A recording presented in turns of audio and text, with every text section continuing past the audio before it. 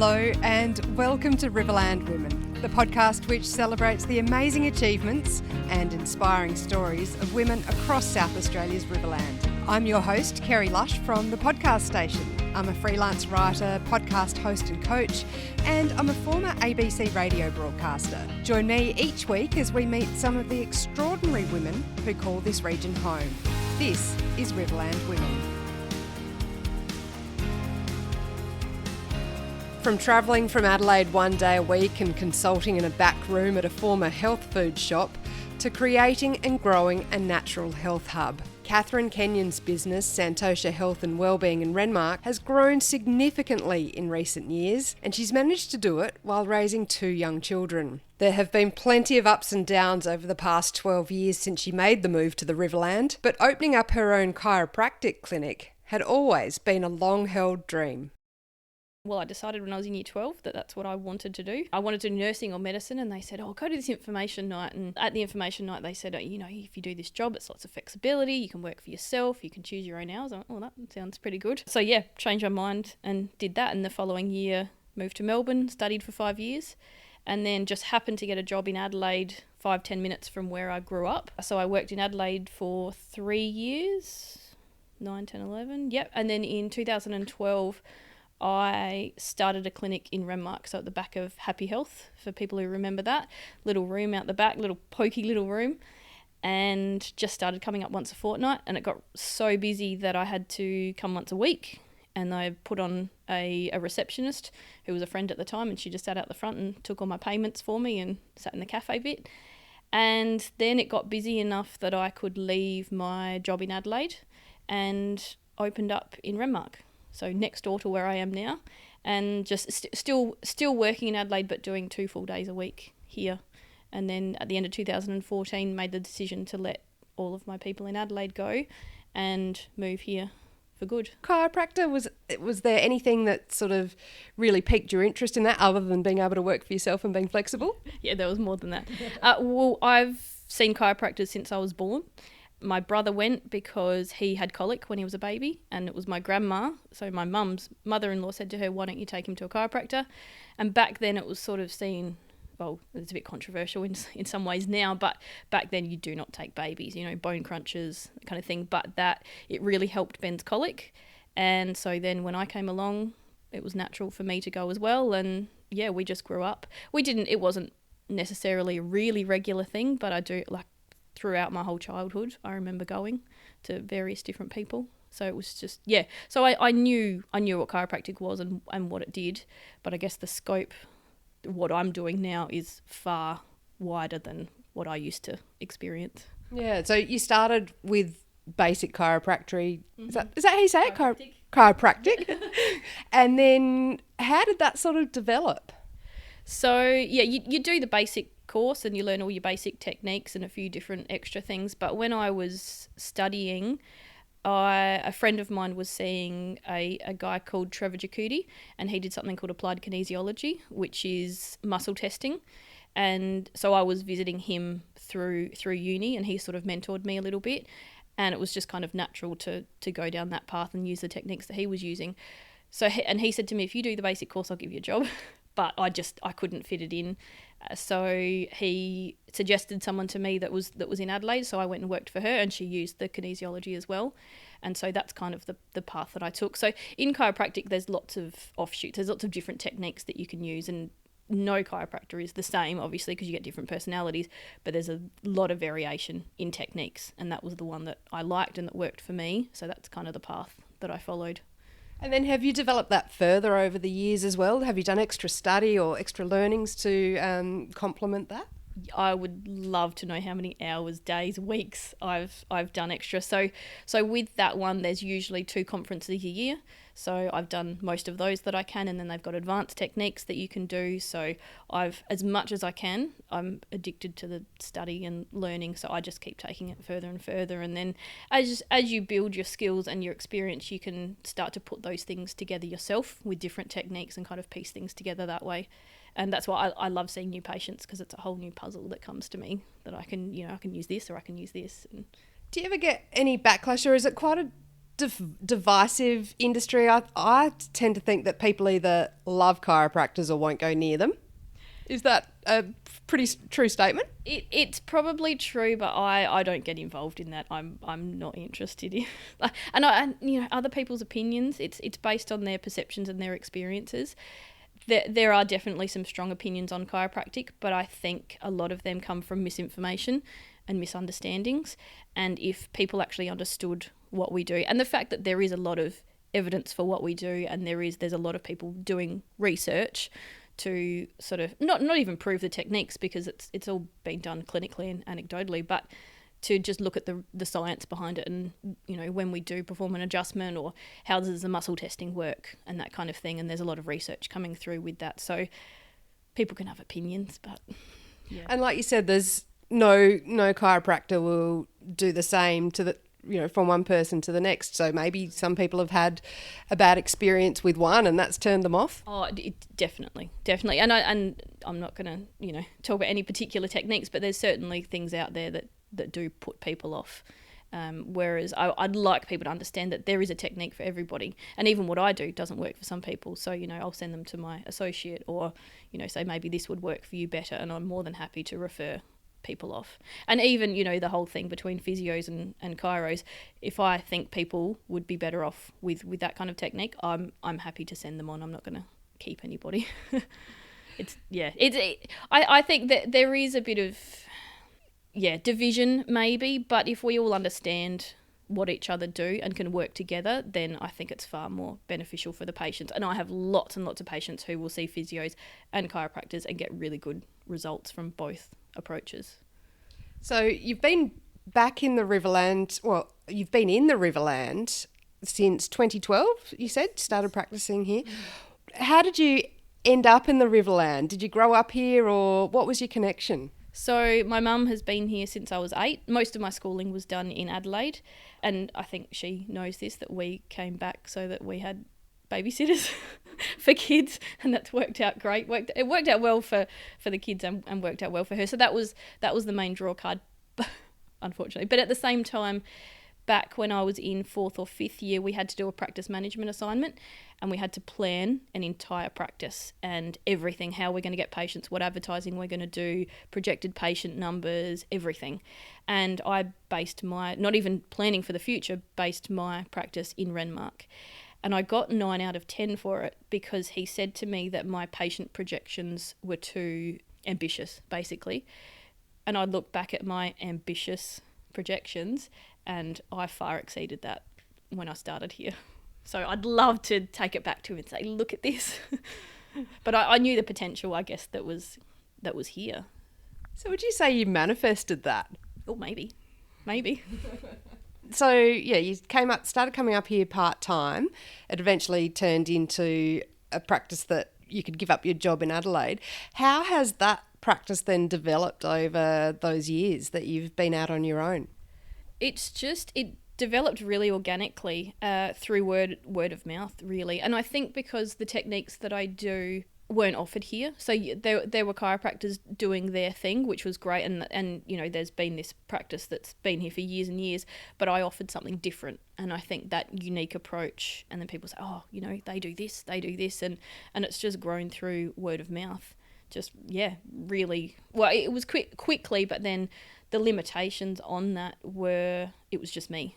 And there's only so much that one person can do. So, there was kind of a limit put on that at one point until I can employ somebody else.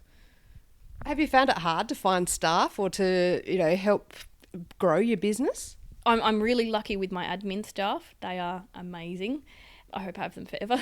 But in terms of other practitioners, it's been really difficult to get people to the Riverland. There's a few things, just getting people to the country, and I think that's the same in every industry. But also I was very specific of who I wanted, what they could do, the techniques they were interested in. And, it was my business, and it was not that I owned the patients, but they were kind of mine. And so I wanted someone that I knew that I could trust to care for them. So it took me years to find the right person initially. And then, she was here for a year and she was really good.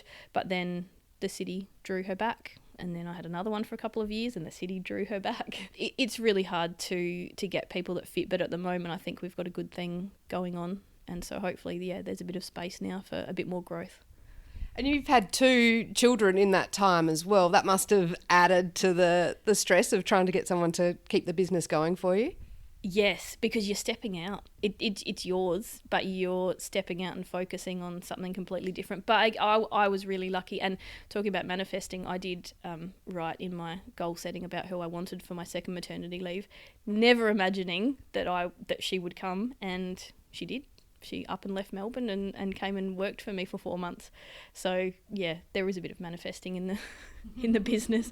But no, it's hard, and also, while it's good you've got the flexibility to take time off when you want to, you still have to keep the business running. And I feel a responsibility to my patients, and I do feel like I need to be there for them. And not that they really put that pressure on me, but people will say to me, "Oh no, I'm not coming back until you come back." No, I'm happy to go without for 6 months.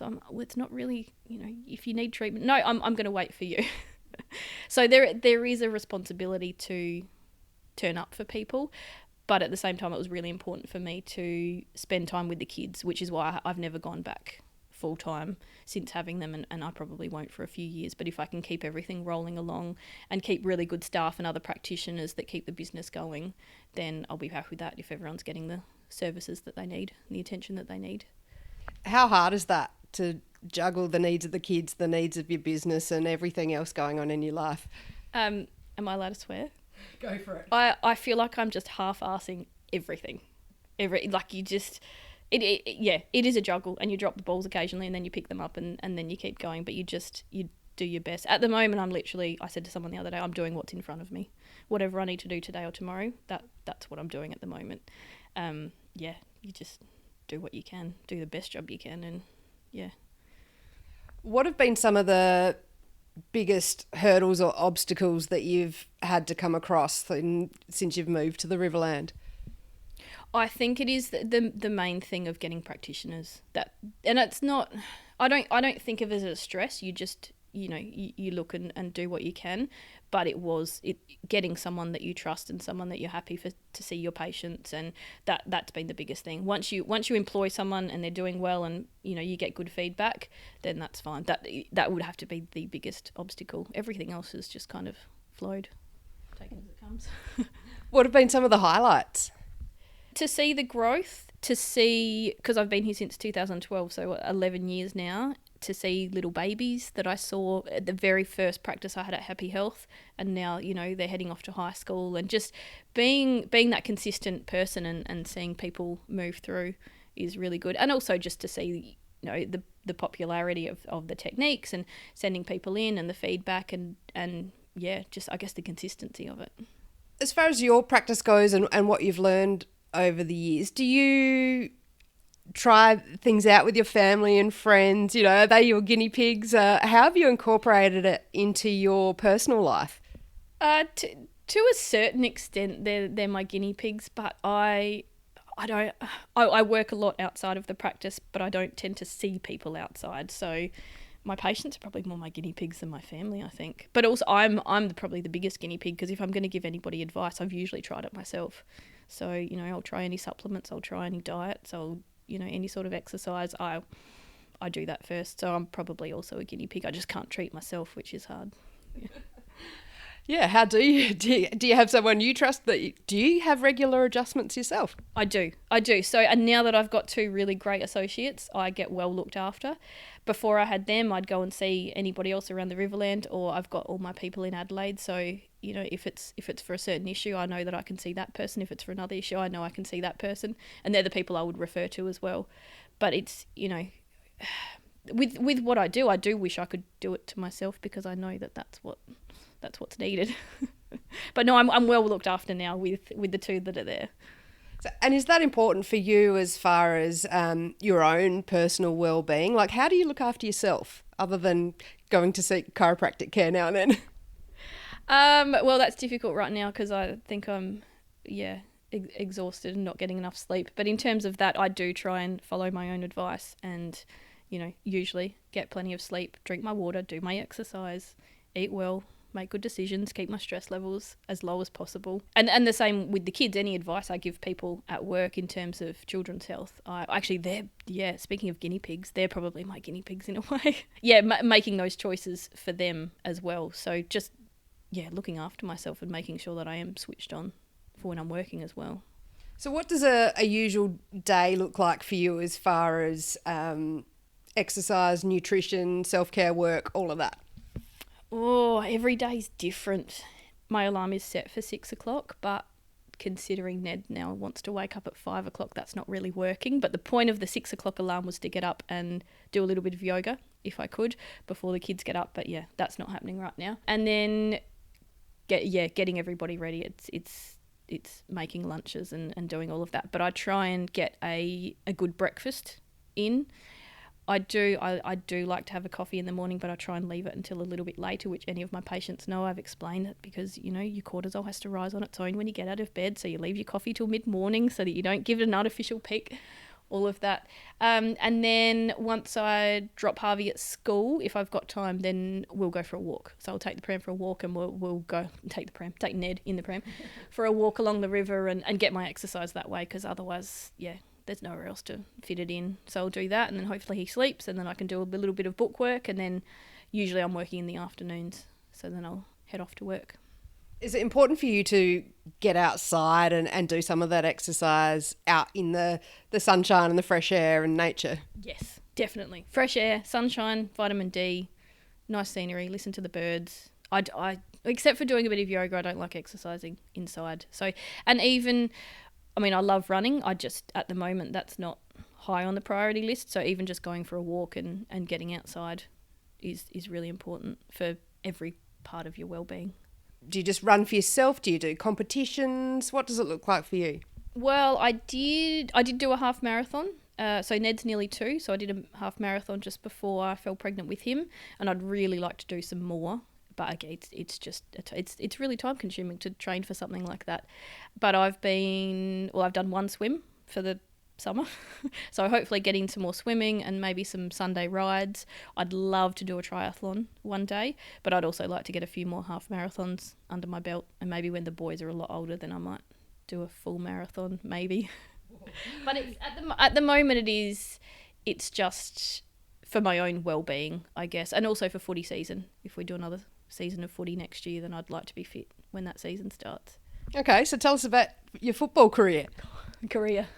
My 5-year career. It must have been the fifth season that we played this year since the women's comp started in the Riverland. I missed one season. I played the first game, best game of my career, mind you, and then I found out that I was pregnant during that game, so I stopped. And then came back the following year. Oh no, we missed a year because of COVID. Everything, and then I've played every other year since then, and at 37 heading towards 38 I'm hoping to keep playing for a little bit longer. What drew you to football? Is it something that you've always wanted to do since childhood? I did. When I was in high school, we only had footy carnivals, so the girls would go off for a day to one of the other schools and play a carnival, and I loved it. I also played soccer from year 7 to year 12, and then when I moved to Melbourne I stopped.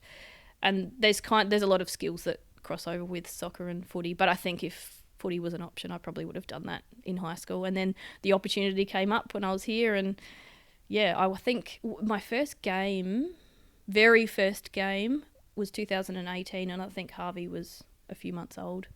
And I went, nah, I'm going to do it. The opportunity's there. So I'll keep going as long as I can. And how has that competition evolved over time? From the outside, it sort of looks like it's waxed and waned a bit. Yeah, it has. COVID, buggered up everything. So we were going really well and getting good momentum, and then that happened, so we had to have a season off, and then things dropped away. And I think there's only 3 of us left in the team that started in that first year in 2018.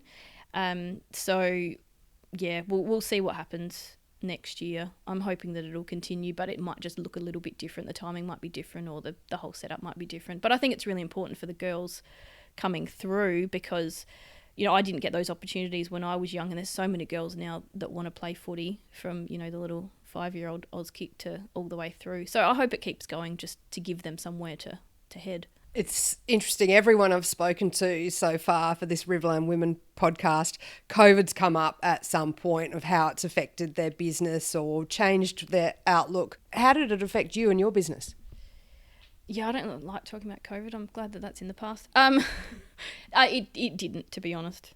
There was a week there where we were only allowed to see chronic pain patients, and that was, literally a week, so 4 working days for me, and all we had to do was send out a message to everybody, and then people said, no, I want to come in, so you need to answer these questions, and as long as they were chronic, then they could come in, and that was the only week we had off.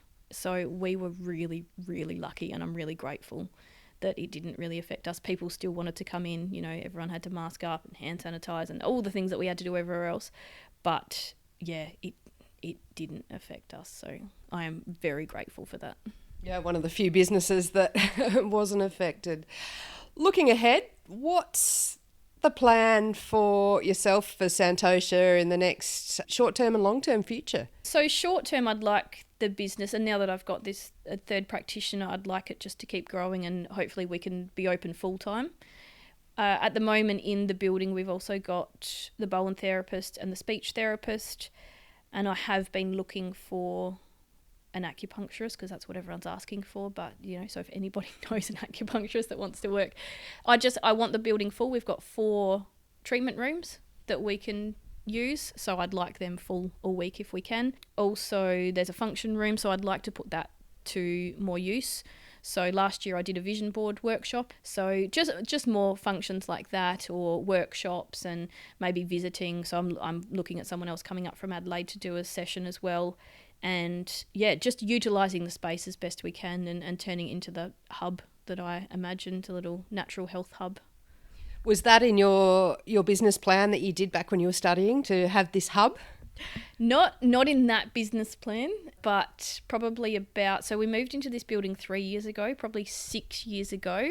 I wrote a 3-page description of what I wanted. So this is when I was in the other building, and the description went into everything, what the rooms looked like. I wanted a big hallway down the middle. I wanted high ceilings. I wanted salt lamps and plants in every room. I wanted a function room, everything, like 3 pages written.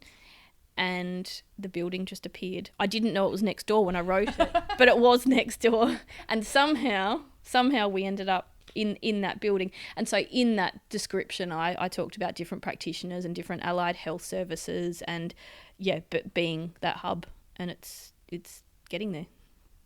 So now this is probably a pretty obvious question, but one I ask everyone, what keeps you in the Riverland? The lifestyle. Is that what everyone says? Well, and I guess for you, that the fact that you've built your business up to that as well, but and it's that responsibility that I spoke about. I mean, I'll probably be based here forever, but I would love to do more travelling, and if I can set up my business that it keeps running itself, and I've got good practitioners in there that I can allow trust to do their thing, then I probably might go away for bits and pieces at a time, but I think I'll always be based here, and with the kids' school and the lifestyle, and that responsibility to the business. So I'm not going anywhere. Catherine, thank you for sharing your story on Riverland Women. You're welcome. Thanks for having me. That's Catherine Kenyon from Renmark. You can follow her at Santosha Health and Wellbeing on Facebook and Instagram, and you can also follow Riverland Women and the podcast station on the same platforms. Thanks for listening to Riverland Women.